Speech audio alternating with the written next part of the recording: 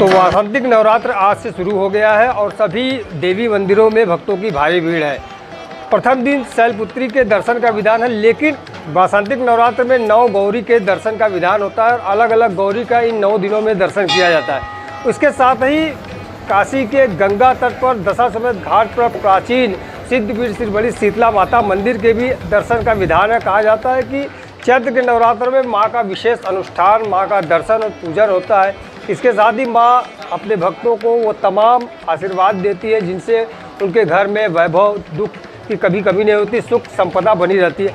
आज हम माता के उन पूजा के बारे में, उस पूजा के विधान के बारे में और उनसे मिलने वाले आशीर्वाद के बारे में जानेंगे। हमारे साथ मंदिर के महंत पंडित शिव प्रसाद पांडे जी लिंगिया महाराज जी हैं। हम इनसे जानेंगे कि इस नवरात्र में माँ के पूजन का क्या विधान है। गुरु जी, सबसे पहले अपना पूजा परिचय।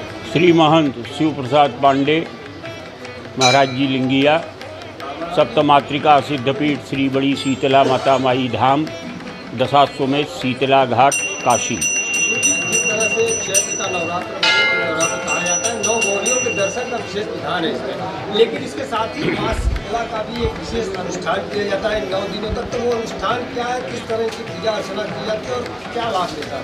ये वासंतिक नवरात्र है। वासंतिक नवरात्र चैत्र के महीने में शुक्ल पक्ष के प्रतिपदा से मनाया जाता है और इसमें 9 दुर्गा के साथ साथ 9 गौरी यात्रा भी होती है। काशीवासी 9 दुर्गा के साथ साथ 9 गौरी का भी दर्शन पूजन करते हैं। साथ ही श्री बड़ी शीतला माता माई धाम में भी 9 दिनों तक लोग भगवती का आराधना करते हैं, क्यों चैत्र महीना ये भगवती शीतला का होता है। चैत, बैसाख, जेठ और आषाढ़ ये 4 महीना भगवती की विशेष आराधना पूजन का होता है।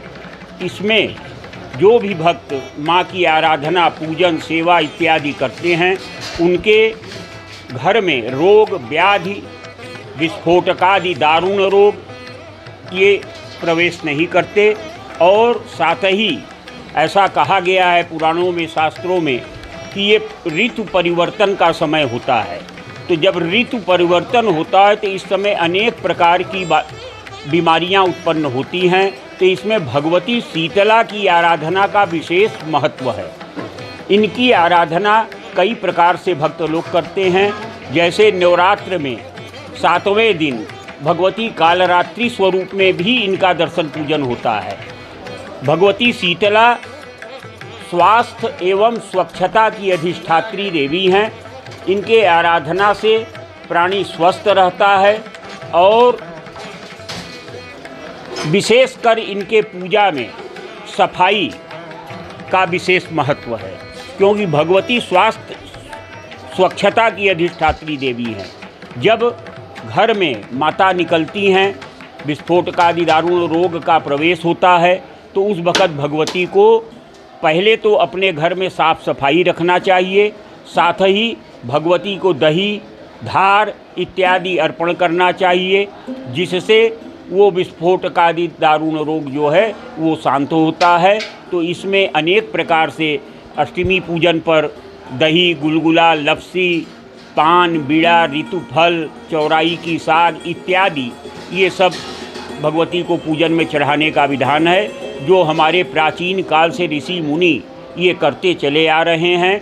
और ये व्यवस्था बनाई गई है कि ये 4 महीना, इस 4 महीना अगर 4 दिन बासी अगर आदमी खाता है तो उससे उसकी काया निरोग रहती है, वो निरोग रहता है और वर्ष भर वो सुख संपत्ति ऐश्वर्य से संपन्न रहता है।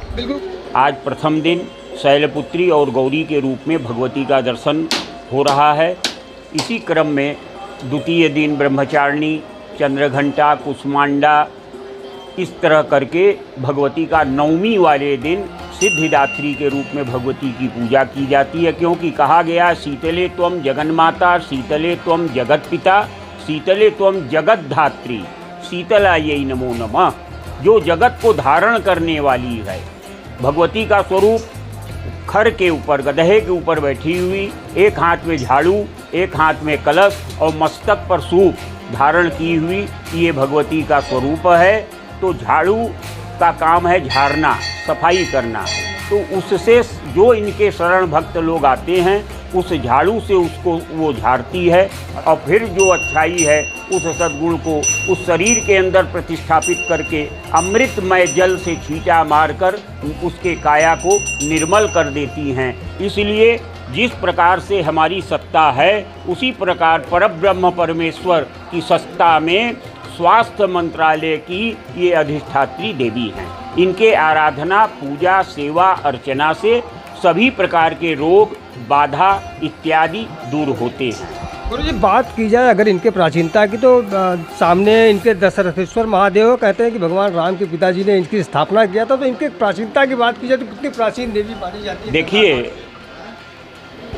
ऐसा आया है कि जब गंगा अवतरण नहीं हुआ था तो इस स्थान पर 4 कोस के दायरे में रुद्र सरोवर नाम का तीर्थ था, जो सरोवर 4 कोस के परिधि में था। और उस सरोवर के बीचों बीच एक टीला था। उस टीला के ऊपर एक नीम का पेड़ था। उस नीम के पेड़ के नीचे भगवती विराजमान थी। तो भगवती तो गंगा अवतरण के पहले से इस काशी में विराजमान है। गंगा अवतरण के बाद सरोवर इत्यादि सब गंगा में विलीन हो गए और फिर बाद में इस मंदिर का पहले छप्पर था, बाद में इसको पक्का निर्माण करवाया गया। और आज भी भगवती, यानी कहा गया है कि शीतलेति पुराख्याता युगे द्वापर संजिते कलौह पुनः समाख्याता कलि दुखांतकारिणी। इस कलिकाल के दुख को, कलिकाल के ताप को हरने वाली एकमात्र भगवती शीतला हैं। जो इनकी शरण में आता है उसका कल्याण होता है। चक्रवर्ती महाराज दशरथ, राम, लक्ष्मण, भरत, शत्रुघ्न, इन सभी लोगों को माता निकली थी और बहुत उग्र थी। तो उस वक़्त उनके शांति के लिए चक्रवर्ती नरेश चारों पुत्रों को लेकर यहाँ पर आए और आकर भगवती का पूजन किया और आराधना किया। तत्पश्चात काशी की ये परंपरा थी जो अब लुप्त हो गई कि जो भी बाहर के लोग काशीपुरी में आते थे उसी क्रम के अनुसार चक्रवर्ती नरेश ने दशहरेश्वर महादेव, जो कि माँ के सिंहासन के नीचे विराजमान हैं, वो मूर्ति स्थापित किए और इनका दशहरा तिथि को दर्शन करने मात्र से 10 जन्मों के पाप नष्ट हो जाते हैं।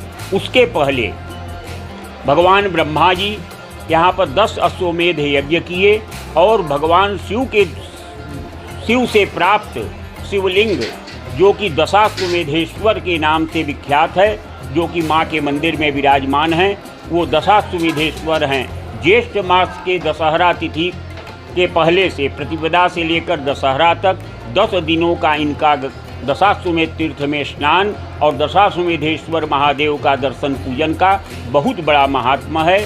जो इनको एक बार प्रणाम करता है उसके 10 जन्म के पाप खत्म हो जाते हैं और 10 अश्वमेध यज्ञ का उसको फल प्राप्त होता है। स्कंद पुराण में आया है कि दशाश्वमेधकम तीर्थम सर्वतीर्थोत्त उत्तम, सभी तीर्थों में सर्वोत्तम और उस सर्वोत्तम से भी जो सर्वोत्तम है वो तीर्थ दशाश्वमेध है। उस प्राचीन रुद्र सरोवर दशाश्वमेध तीर्थ में माता माई युग युगांतर से विराजमान हैं और अपने भक्तों का, अपने पुत्रों का कल्याण करती हैं।